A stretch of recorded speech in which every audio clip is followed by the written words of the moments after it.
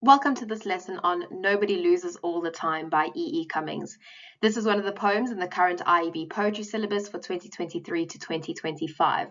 A reminder, as always, that it is important that you analyze this poem for yourself, that you put in the effort to study this poem for yourself. This lesson should really support your studying in helping to deepen your understanding and broaden your knowledge, but it cannot replace your studying. Another reminder that as I try to be as comprehensive and detailed as possible in my analysis, you will find other observations and other perspectives, especially with a poem like this that has so many interpretations. And it's important to know that that's okay. Poetry is meant to be interpreted differently. It's meant to be subjective. And as long as you can substantiate what you're saying, as long as you can justify your analysis with evidence from the poem, that is completely fine. When we look at our poet E.E. Cummings, I'm not going to really give that much background about him the way I would usually with a poet. Kind of the most important things is that he's very educated with Harvard degrees. And the most important thing about him is that he really experimented a lot with poetic form and with language. And this created his distinct personal style. And his poetry, often people feel that they don't understand it. And this poem, especially Nobody Loses All the Time, where the first time you read it, you kind of go, what is going on? What is happening in this poem? And that is that's part of the very distinct style of E.E. Cummings. He's very spare and precise in his poetry. He uses a few key words. He's very eccentric in his placement and his positioning. And I really feel that this poem, Nobody Loses All the Time, is just a great embodiment of his poetry and what his poetry looks like. So we're going to read the poem. Obviously, I'm going to put emphasis where it matters so that you can understand the story that's being told. But remember that E.E. Cummings doesn't like to use punctuation. He doesn't really like to use proper sentence structure. And so the poem will be very confusing, especially if this is your first time reading it and analyzing it. So if you need to go back and listen to it a few times or read it for yourself, please do that before jumping into the analysis. Nobody Loses All the Time by E.E. Cummings. I had an uncle named Sol who was a born failure, and nearly everybody said he should have gone into vaudeville. Perhaps because my Uncle Sol could sing McCann he was a diver on Christmas Eve, like Hull itself, which may or may not account for the fact that my Uncle Sol indulged in that possibly most inexcusable of all, to use a highfalutin phrase, luxuries, that is or to wit farming, and be it needlessly added, my Uncle Sol's farm failed because the chickens ate the vegetables. So my Uncle Sol had a chicken farm till the skunks ate the chickens. When my Uncle Sol had a skunk farm, but the skunks caught cold and died. So my Uncle Sol imitated the skunks in a subtle manner, or by drowning himself in the water tank. But somebody who'd given my Uncle Sol a Victor Victrola and records while he lived presented to him upon the auspicious occasion of his decease a scrumptious, not to mention splendiferous funeral, with tall boys in black gloves and flowers and everything. And I remember we all cried like the Missouri when my Uncle Sol's coffin lurched because somebody pressed a button. And down went my Uncle Sol and started a worm farm. As I said, a little bit of a confusing poem, but it tells a really, really cool story. And so let's jump into the story that it tells. So when we look at kind of the intention behind this poem and the meaning behind this poem, it really does serve as a very thought-provoking reflection on life and death and the human struggle to find meaning and purpose in this world. But it does so in a very kind of joking, satirical way. And so the first time you read it, you might be thinking to yourself, what are you saying? There's no way that the poem is talking about any of that. But as we analyze the poem, you're going to see that whole idea of Sol being a born failure, of trying to find things in this world to be a success at, to find purpose, and failing at that. You know, it can speak back to human beings and our struggle to find meaning, and especially for those of us who are maybe born failures like Sol, who just struggle to succeed at anything in this world. The title, like I said just now, is quite satirical in the way that it's used here. Nobody loses all the time, because it's saying there nobody loses all the time. So, you know, nobody can just continue to fail over and over and over, but the poem shows the inevitability of failure and the losses and the inevitability of it all, and that's the central theme. And so the title is really satirical. It's really ironic in saying nobody loses all the time, but then seeing someone lose all the way to death in the poem. So, repeating what I've just said, the title sets up the idea that no one could be that unlucky, but the irony is that the poem is telling us how incredibly unlucky Uncle Sol is and how he fails at everything that he tries. So that's why what I've done here is kind of put a little bit of emphasis where it says nobody loses all the time. You know, there's no one in this world that could possibly fail at every single thing that they do. And yet, that is exactly what happens to Uncle Sol. So it's kind of this idea of surely even the unluckiest people have some luck. And by the end of the poem, we do see that, you know, the only thing that he's successful in doing is starting the worm farm in his death. But, you know, that's quite a morbid kind of, you know, oh, yay, got some comfort in this. He died and then found success. And so there's this constant idea that surely everybody must have some luck to succeed at something in their lives. So when we look at the context and the setting, it is most probably southern North America, and specifically related to the stereotypical rednecks and hillbillies, because the poem is exploring the social aspects of the southern setting and is actually parodying the typical southern culture and implies, you know, that the people are unintelligent, they're resisting culture, they're resisting intellectual advances, as we see Uncle Sol trying all these things that he really shouldn't be trying, like farming. I mean, people complimented him on his singing, and then he decided to be a farmer. And so, you know, it's that kind of parodying that kind of intelligence and that kind of way of life and thinking. With the structure and the form, it's made up of 5 stanzas. It is completely free verse. I mean, this is the freest of verse in any poem, and there's a complete lack of language convention. And so it gives the impression of a speaker who is just not pausing for breath as they tell the story. So, you know, this is the Uncle Sol's nephew or niece, and they're telling the story about Uncle Sol, and they're just not stopping. They just keep going and going and going, because you see how all the stanzas flow into each other. You know, there's no stop.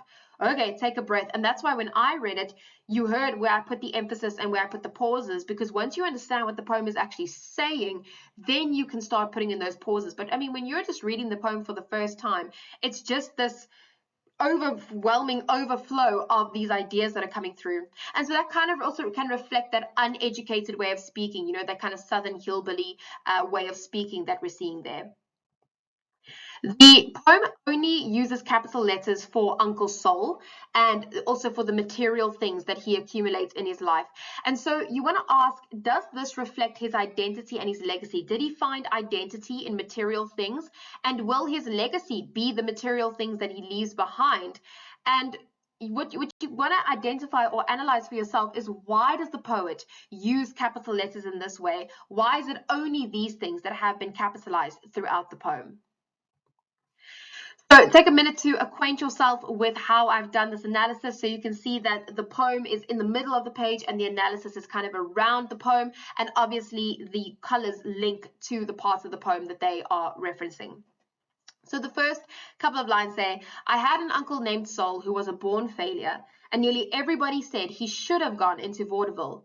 Perhaps because my Uncle Sol could sing McCann He Was a Dive on Christmas Eve like Hull itself, which may or may not account for the fact that my uncle, and then obviously it continues, and there we can see as we're breaking the poem up that there really is no space for a pause. It just continues going. But for the lines that we have here, so what we see is that he's speaking about Uncle Sol in the past tense. I had an uncle named Sol who was a born failure, so we know that the uncle has already died.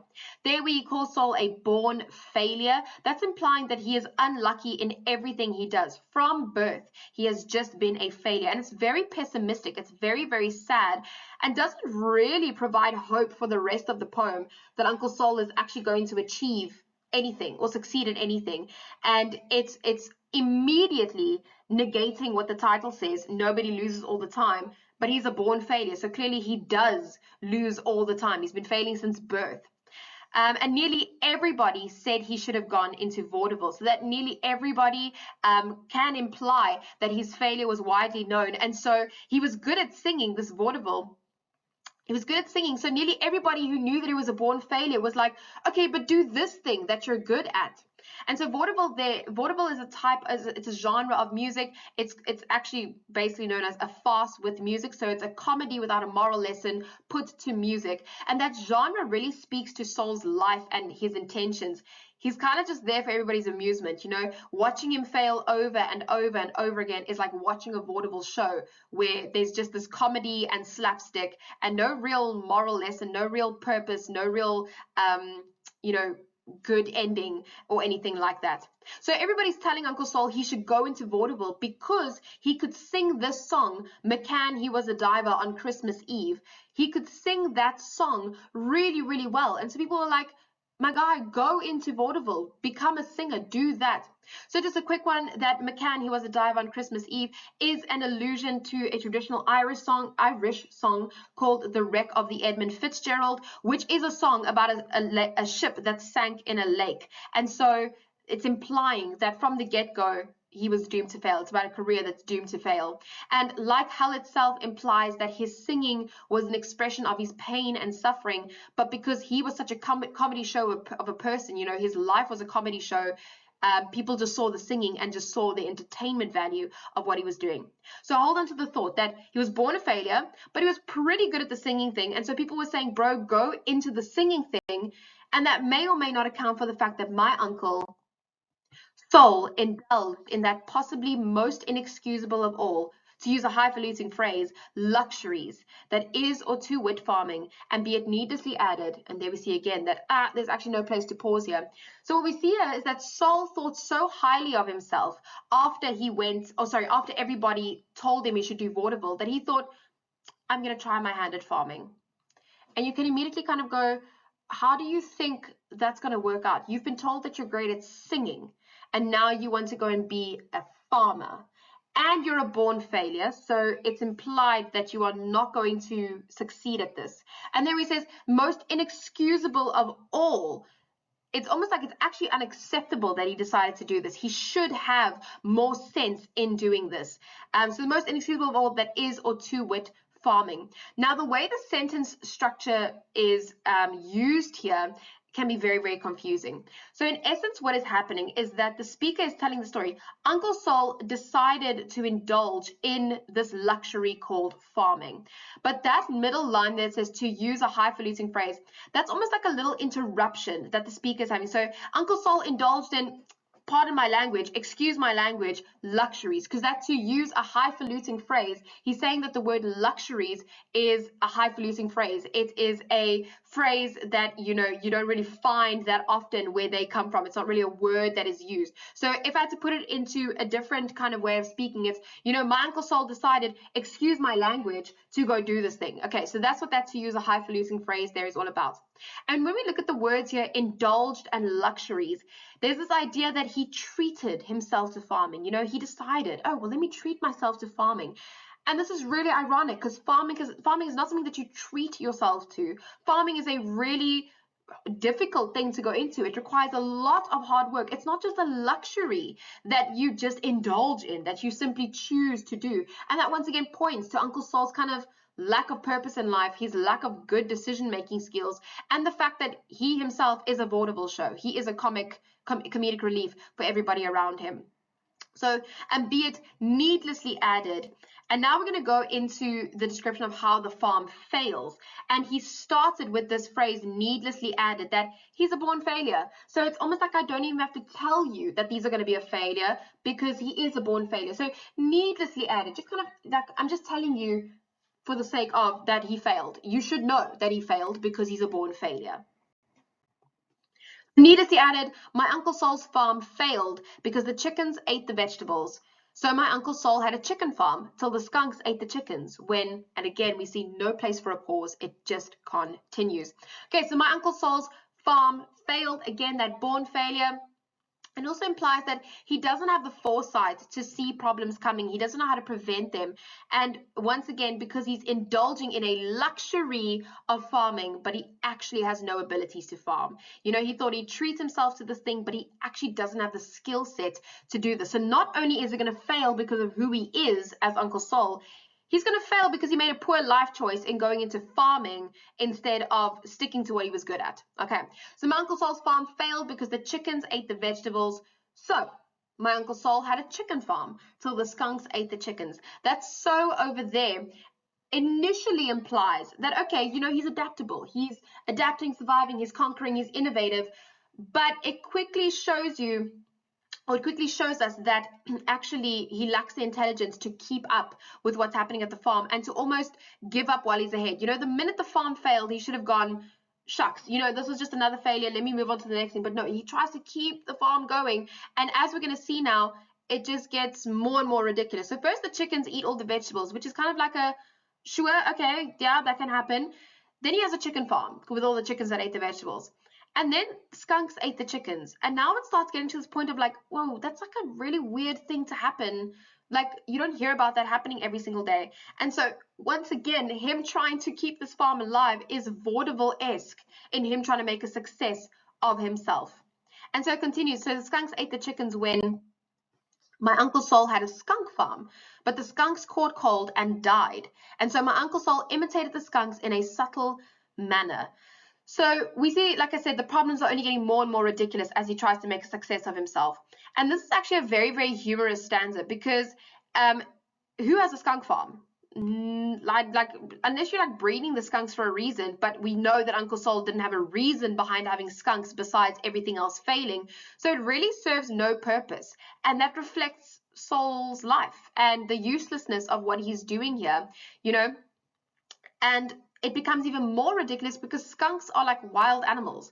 He didn't really even have to do anything to keep them alive, and they still died. You know, he couldn't do anything. He couldn't keep wild animals alive, so he couldn't even be successful in that regard. You know, wild animals are resilient, and Sol couldn't even keep them alive. All right, and so it really shows that kind of purposelessness and that just one failure after the other. And the more he tries to kind of get ahead of the failure, he can't because he is just a born failure.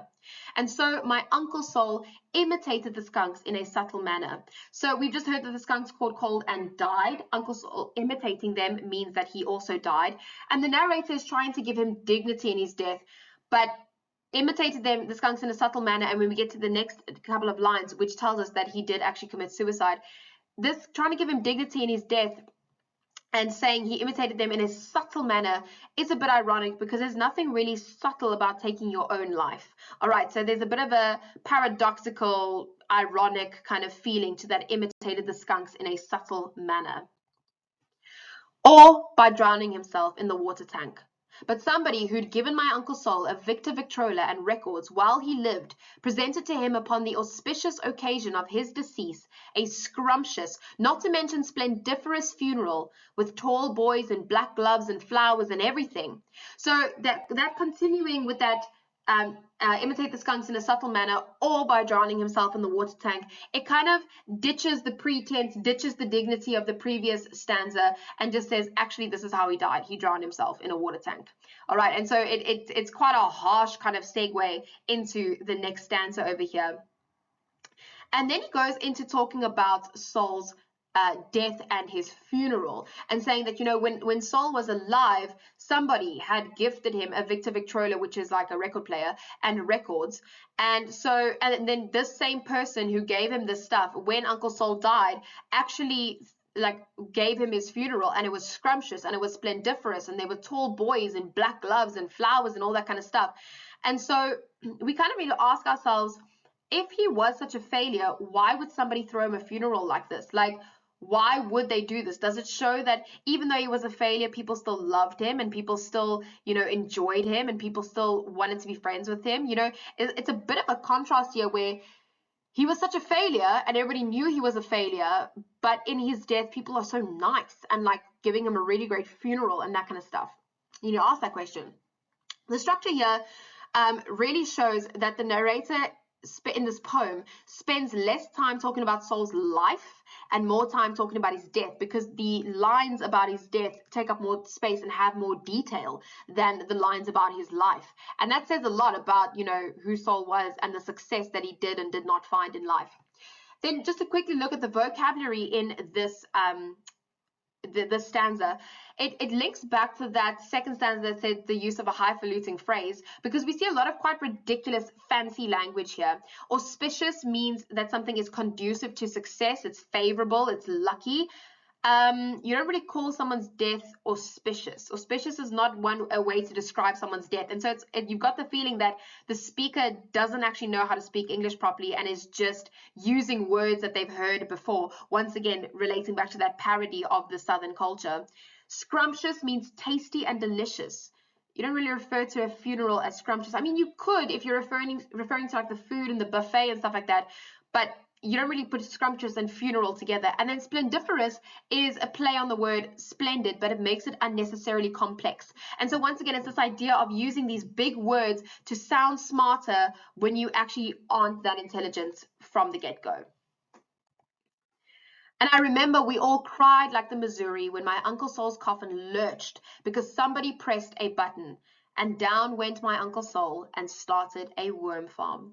So it continues that idea that I spoke about just now of this person who gifted Sol the Victor Victrola and the records and actually paid for his, or through his funeral. And here it says, I remember we all cried like the Missouri. That simile, that's also hyperbolic. We cried, the Missouri River, that's how much we cried. So Sol was loved even though he was a failure. And the question that I want to ask you from here is, was he then that much of a failure if that many people loved him so much? Yes, he failed at careers and material things and that kind of stuff. But did he actually fail if he was so loved by people? Do material things and careers and that kind of success matter if what you have is love, if what you have is family and friends? You can ask yourself that. So when my Uncle Sol's coffin lurched because somebody pressed a button. So when something lurches, it pushes forward very quickly. And so it's this idea that we've just described, this beautiful funeral, but because he was a born failure, something was bound to go wrong. And the thing that went wrong was somebody pressed a button and the coffin lurched too fast. And then we see the structure here where it says, and down went my Uncle Sol and started a worm farm. So we see that structure that literally looks like he's going down to the ground. Then there's that space and started a worm farm, because that reflects him being under the ground, starting this worm farm that's going to, be under the ground. So the structure here is very, very important, because the punchline of the poem is that he failed at absolutely everything except in his death he achieved success as a farmer, albeit a worm farmer. And so that's the use of the syntax and the punctuation here. The punchline of the poem is put in brackets, so it seems like it's almost an afterthought of like, yeah, but his coffin lurched and went down. Oh, and then it went down and he started a worm farm. So it's this afterthought kind of feeling here, but it's actually the punchline. It's the main point of the poem, that he failed at everything in his life, but in his death he achieved some success. And that is very typical of Cummings' poetry. That is very typical of the way that he used to write poetry. I really hope that this lesson has kind of shown you that this poem is not that confusing. It's actually a very cute poem. It's actually a very sweet story that's being told. Sweet is a strong word to use. It's quite a funny story being told. If you want access to the presentation that I used in this lesson, please use the QR code right over there, or you can go to my Instagram page at Miss Shaw and go to the link in my bio and access the Google Drive with all the resources there. Once again, super important that you engage with this poem on your own, that you actually analyze it for yourself, and that you spend some time maybe reading it over and over and over again so that you really get a sense of what is being said in this poem. If this poem shows up in the exam, good luck to you. I know that you've got it. And remember to just analyze it for yourself and engage with it for yourself.